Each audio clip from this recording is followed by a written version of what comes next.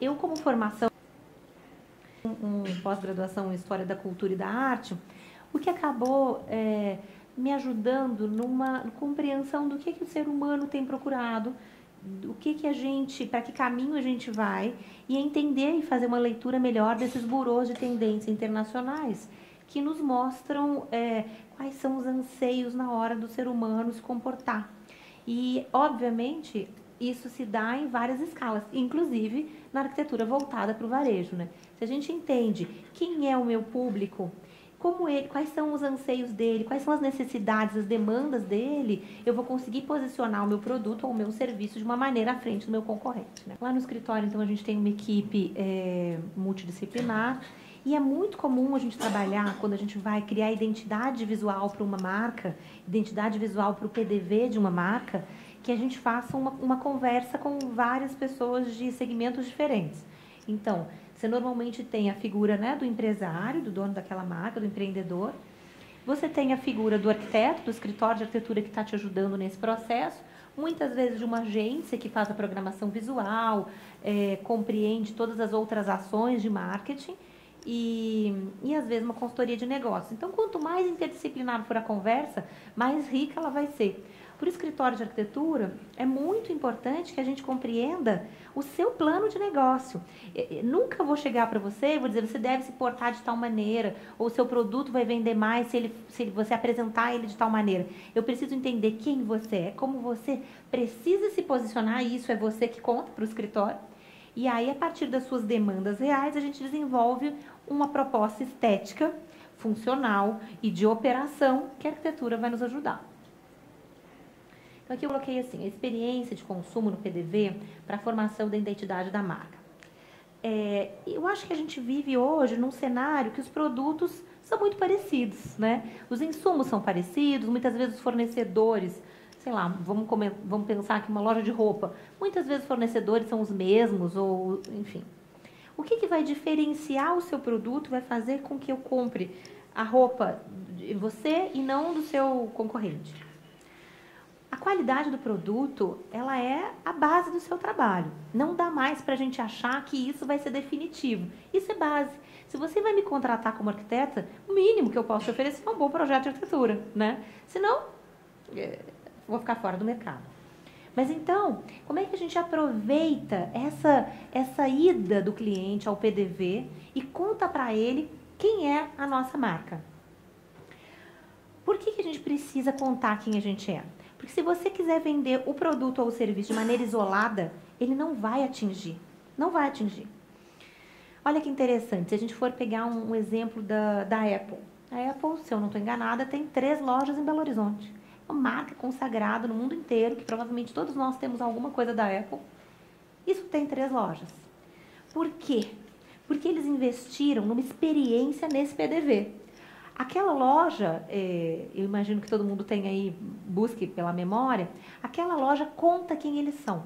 Ela é cara, ela é barata, ela é chique, ela é popular, isso não é a questão.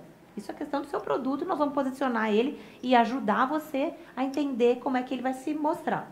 Mas vamos pegar o exemplo da loja da Apple, que é um case. Lá você encontra um serviço moderno, um jeito que não é o serviço e o cliente. As mesas são totalmente convidativas, você fica junto da pessoa que está te atendendo, você cria junto com esse consultor, vamos dizer assim, a solução técnica para o que você precisa. Então, eles contam naquele PDV tudo o que eles são. Tecnologia, modernidade, simplicidade. Você imagina se a loja fosse uma loja totalmente complexa, difícil, sofisticada. Ela ia dizer que o produto era complexo, difícil e sofisticado. E, na verdade, eles vendem ali um conceito de tecnologia de inclusão, de participação, de faça você mesmo, de experimentação, né? Então, quando a gente pensa na experiência, é você convidar o seu cliente a viver aquilo que só o seu produto pode ter. Então, se eu vendo, a gente tem um exemplo interessante, que é uma loja que fica no aeroporto, a Leve Minas. É uma loja, o nome é bom, né? Que leva produto para fora. E a gente fez uma loja grande para eles agora, no meio dos 2 terminais. O 1 com aquele terminal novo 2. Então, o desafio estava em contar para as pessoas que visitam o aeroporto o que é Minas Gerais, quais são os produtos que você poderia levar de Minas, sem ser piegas, sem ser aquela visão de Minas antiga, muito rural, muito, né? Então, eles nos colocaram um mix todo de produtos deles. Olha, a gente trabalha daqui até aqui, meu público é esse a esse. E como é que eu crio uma identidade, uma experiência nesse PDV que vá fazer eu pagar X vezes mais a goiabada do que eu pagaria no Mercado Central, por exemplo. Por que que a pessoa vai e consome? Porque ela vai se deparar com uma ambiência que vai vender. Então, a goiabada ser boa, a pessoa que vai atender ser bom, ser proativo, mostrar o produto, isso nós não estamos questionando, isso vocês já devem ter na empresa de vocês. Agora, qual é a luz adequada? Qual é o visual merchandising adequado? Qual é o expositor adequado? Como é o mapa de calor da sua loja? Vocês já pensaram nisso tudo? Isso é muito legal, porque você compreender o percurso que o seu cliente faz dentro do seu PDV, por onde ele entra, quanto tempo ele fica mais, por que ele fica mais diante daquele corner ou daquele displayer e não fica diante do outro? O que eu posso fazer naquele outro canto para gerar mais movimento, para ele participar mais daquilo? E o mais legal, no que diz respeito à experiência, é ele, então, sair do conforto da casa dele e entrar num universo de contato com a marca. Todo ano tem uma feira importante em Milão, uma feira de design, e essa feira tem as grandes indústrias do mundo estão lá, e essas grandes indústrias contratam burôs de tendência, que são escritórios gigantes que fazem pesquisa sobre o comportamento do ser humano. Como é que para onde o homem caminha. E geram conteúdo, e esse conteúdo vai para as grandes indústrias. E chega em quem visita, e chega no nosso mercado, enfim, isso vai se disseminando, como toda informação hoje em dia é. E faz um tempo, então, eu acho que talvez uns 4 anos para cá, eu percebo nas minhas idas na feira que cada vez a experiência está mais ligada ao consumo.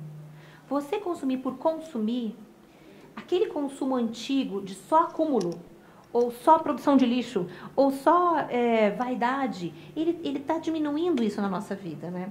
Tem um consumo muito mais ligado a quem eu sou, com que ideias eu me identifico, quem é essa empresa. Essa empresa pode vender cachorro-quente ou pode vender iPhone, não interessa. A gente não está falando de qual é o produto, isso só serviria para uma área ou para outra. Mas é você criar uma relação, fazer com que o seu cliente crie uma relação afetiva com o espaço. Pode parecer super distante, mas eu vou dar um exemplo muito simples. Você tem uma loja que já está instituída, o seu PDV, e você quer melhorar, sem fazer grandes intervenções. Qual é a temperatura de cor da lâmpada da sua loja? A cor, a luz, se ela for mais branca ou mais amarela, se ela for mais clara a loja ou mais escura, você vende luxo, você vende intimismo, você vende acolhimento, ou você vende popular, ou você vende uma loja mais moderna, ou uma loja mais retrô, só mudando a cor da lâmpada. Impressionante. Então, na verdade, quando a gente pensa na experiência que você vai propiciar entre o seu produto e o seu cliente, para que haja uma conexão emocional, se você criar isso, acabou. Aí a venda é muito mais fácil que ela aconteça, né?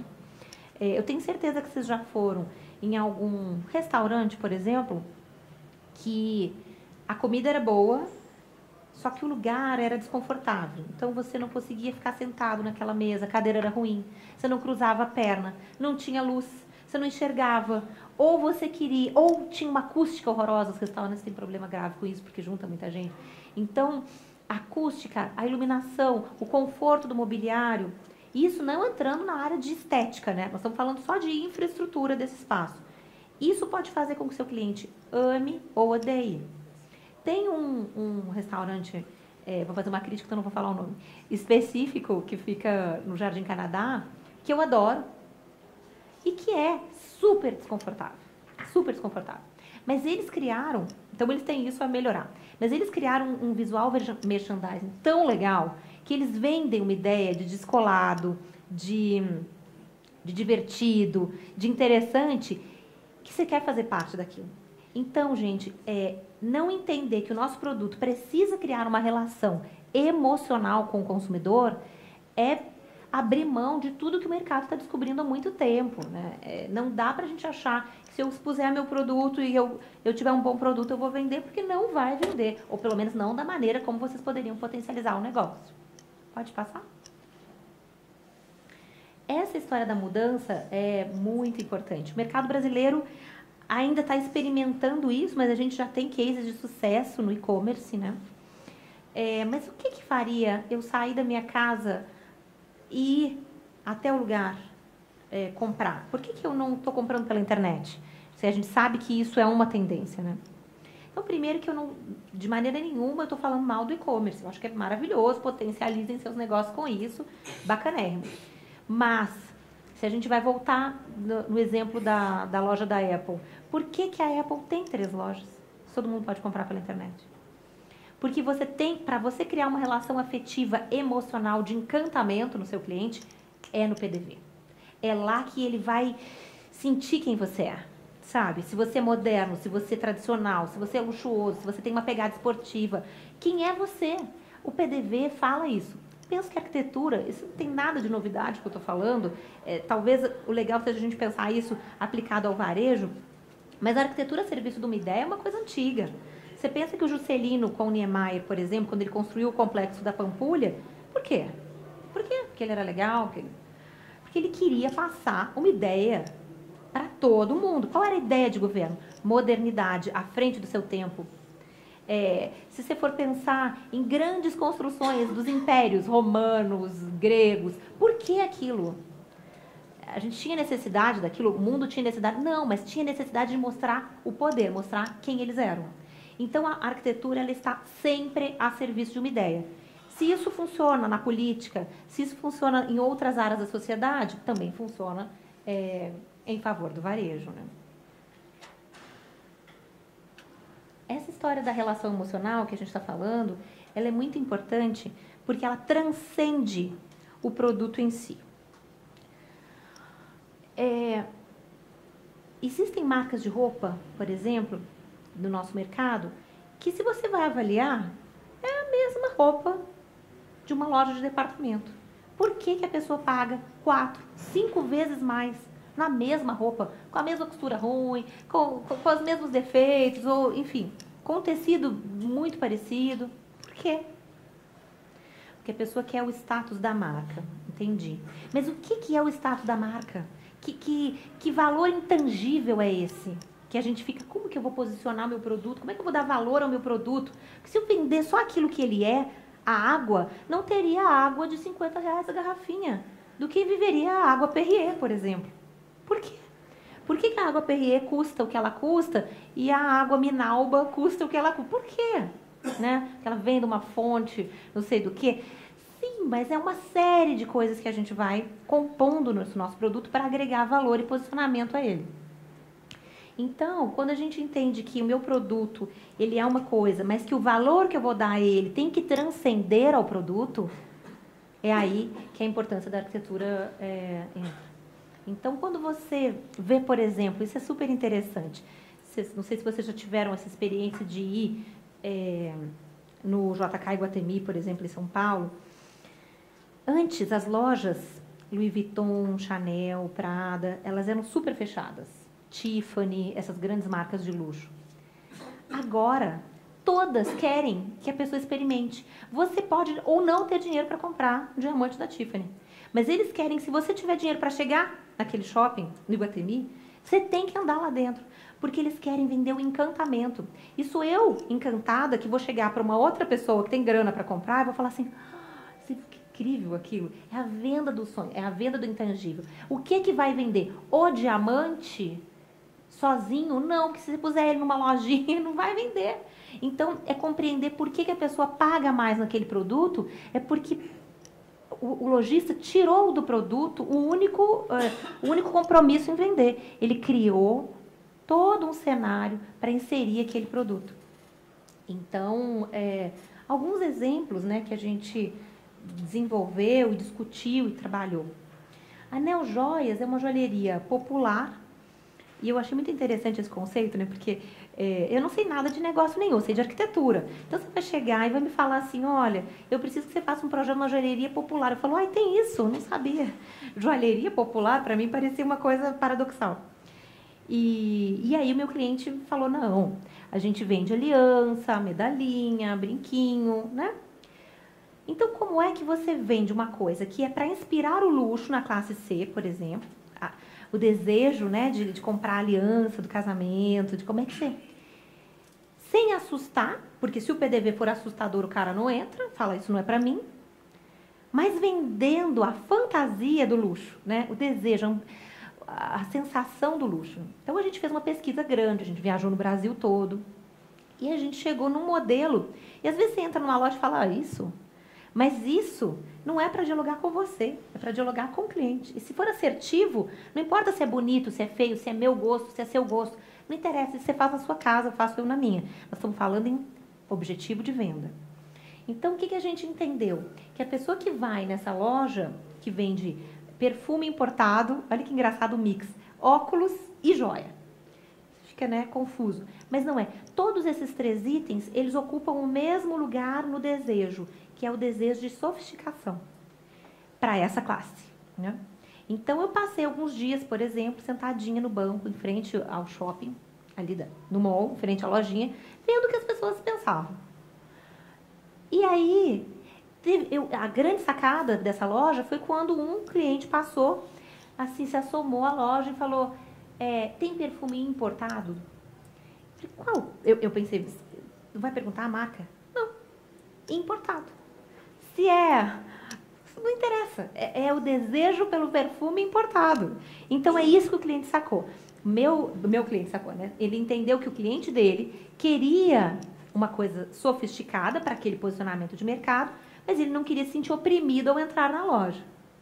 Então, a gente fez uma procura, a gente foi atrás de várias joalherias de luxo, não de luxo, como é que era isso, e a gente criou um ambiente que tem cor, porque a cor, ela não deixa a coisa tão sofisticada, tão hermética, né? Você imagina uma caixa toda de marcenaria escura, ela te assusta, ela fala, eu sou luxuosa. Mas se você faz uma coisa com uma luz adequada, com uma cadeira adequada, com um display bonito, com uma iluminação eficiente, que dá brilho no produto, e com um pouco de cor, a gente chegou à conclusão de que era direcionado para o mercado. E aí a gente tem um depoimento dele falando que ele aumentou 30% as vendas. Isso é muita coisa, né? Depois da reforma das lojas. Então, se paga assim, e ele consegue conectar com o que o cliente dele realmente quer. Aqui o exemplo da Leve Minas, a gente está fazendo uma outra loja para eles lá com a BH Airport em Confins. Agora uma loja premium, que vai ficar no Terminal 2. Então, quem é Minas para o viajante? É claro que a gente queria falar sobre Minas para a gente que mora aqui em BH, mas ela queria falar muito mais para quem realmente quer comprar o doce de leite, a goiabada, o queijo canastra, e que não tem o mercado do lado de casa. Ela queria aquele que vai voltar para sua casa. Então, quem é a imagem, quem é o mineiro, que universo é esse que encanta as pessoas dentro desse cenário? Do acolhimento, do carinho, do handmade, do feito em casa, do artesanal. E a gente foi reforçando essas ideias em tudo. Na luz, na escolha do piso, na escolha dos materiais, em tudo. No visual merchandising. Então, tudo isso conta a mesma história. Quando você vai conversar com alguém e você vai falar uma coisa e vai mostrar outra, você cria um ruído nessa informação. E aí, gente, para retomar, é um caos. Se você vai vender que você é alegre, brasileiro, tropical, como as havaianas fazem de um jeito incrível, né? Incrível aquilo. Realmente, eu acho o projeto incrível. Como é que eu vou colocar? Eu faço esse produto, mas eu não coloco num cenário assim, eu coloco num cenário sóbrio, por exemplo, num cenário careta, não vende uma havaiana, por mais incrível que a marca seja. Então, é entender a conexão do espaço com essa informação tem que ser direta, não pode ter ruído. E se ela não tiver ruído, ela vai certeira no sentimento do cliente. E é aí que entra o lucro e que entra o diferencial do seu negócio. né? A Arquibancada também nos chamou, eles têm algumas lojas aqui em Belo Horizonte, e nos chamaram para fazer uma primeira loja, que seria uma loja padrão para depois replicação e correção dos outros PDVs. Então a gente olhou loja da Nike, loja da Reebok, lojas concorrentes do Galo e do Cruzeiro. E quem é ele, né? Então, a primeira coisa que a gente foi entender até que ponto ele queria se mostrar exclusivo de camisa ou exclusivo de time, até que ponto o mix de produto tem importância. Por exemplo, eles vendem muita camisa, mas eles também vendem muitos produtinhos, assim, squeeze, boné, meinha, coisa de bebê. Olha o tamanho do mix. Eu acho esse desafio de vocês incrível. Se eu tivesse que vender uma coisa, provavelmente não daria conta de jeito nenhum. Porque eu vendo roupa de bebê ou vendo camisa de futebol, eu acho super difícil. Quer dizer, são muitos produtos. Como é que você encaixa isso? É na arquitetura, gente. A arquitetura que dá unidade ao projeto. É verdade. É o ponto de venda que dá unidade a tudo que você precisa vender. Deixa eu passar. Esse exemplo não é do varejo, mas é um exemplo recente que inaugurou agora, que é o Life Center. O Life Center me procurou e eles têm agora um presidente que veio de São Paulo há 3 anos e queria reposicionar a marca. Então a gente vem conversando sobre a marca, como é que ele pode reposicionar, como é que ele entra no mercado de luxo. Foi até por isso também que ele nos procurou, por causa da nossa experiência com hotelaria, que a gente tem em redes de hotéis que são projetos nossos. E aí a gente entendeu o quê? Olha que desafio interessante. Eu não posso vender luxo no hospital que a pessoa está morrendo. Fica até feio. Eu vou falar, dá um barulhinho. Eu vou falar de luxo de roupa de cama e o cara tá todo, né? Mas a verdade é que a gente merece ficar bacana, bem acolhido. Ele queria dialogar com uma determinada classe social. Essa classe social, que vai fazer normalmente cirurgias eletivas, plásticas, enfim, cirurgias eletivas, queria poder sair de casa e ficar num lugar que não fosse deprimente. Porque a arquitetura hospitalar no Brasil, com raríssimas exceções, é deprimente. A gente sabe pior do que entrou. Eu já tive uma experiência, no fim eu falei pro meu médico, se não me tirar daqui, amor, eu não vou recuperar nunca, porque eu tô arrasada aqui nesse quarto. Claro que sim, a arquitetura, ela promove sensações, está longe de ser uma frescura. A gente não pode olhar para o PDV, ou no caso, para a nossa empresa, de um jeito, isso é uma frescura, isso é uma bobagem.